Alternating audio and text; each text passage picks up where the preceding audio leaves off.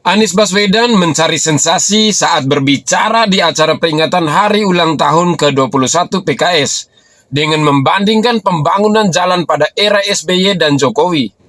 Awalnya sih terlihat baik dengan menyebut pembangunan jalan berbayar alias jalan tol di era Jokowi, tapi ujungnya malah memuji era SBY soal pembangunan jalan tidak berbayar.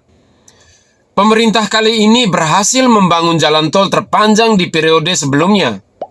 63% dari seluruh jalan tol berbayar di Indonesia itu dibangun di masa sekarang, sepanjang 1.569 km dari total 2.499 km itu adalah jalan berbayar.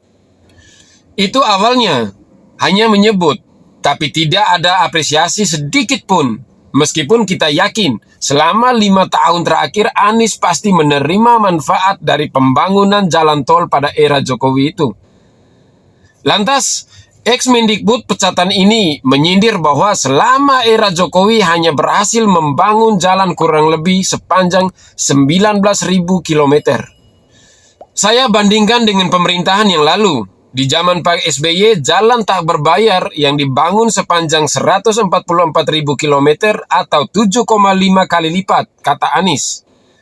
Memang sih, semua jalan ada manfaatnya, baik yang gratis maupun yang berbayar.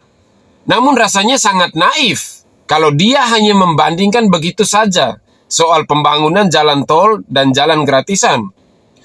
Sungguh tidak apple to apple perbandingannya. Jika dilihat dari manfaat yang diperoleh masyarakat dengan masifnya pembangunan infrastruktur, khususnya ribuan kilometer jalan tol.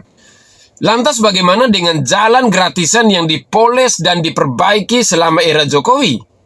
Bagaimana dengan jalan di Papua yang kudu dibuat dengan menembus pegunungan? Yang dimana selama era SBY disentuh pun tidak. Oh ya, jangan lupa pada era Jokowi ada gelontoran dana desa yang pastinya tidak sedikit. Pembangunan atau perbaikan jalan desa di seluruh Indonesia. Apakah kilometernya tidak dihitung Anies tuh? Oh, mungkin tidak sempat jalan-jalan ke desa karena terlalu nyaman duduk di kursi empuk DKI 1. Ya, Pak Anies ya. Cuma mungkin begitulah strategi Anies dalam memecah logika bangsa ini.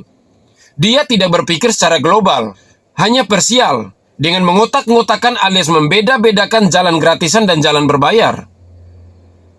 Kita tidak heran kalau dulu ada politik identitas mewarnai Pilgub DKI Jakarta 2017. Karena strategi memecah belah ala cara company pada masa lalu.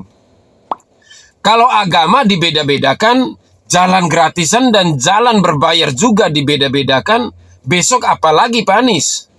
Mungkin dia akan menyebut sekolah buat si miskin, sekolah buat si kaya, atau jalanan buat mobil mewah versus mobil buntut, dan lain sebagainya.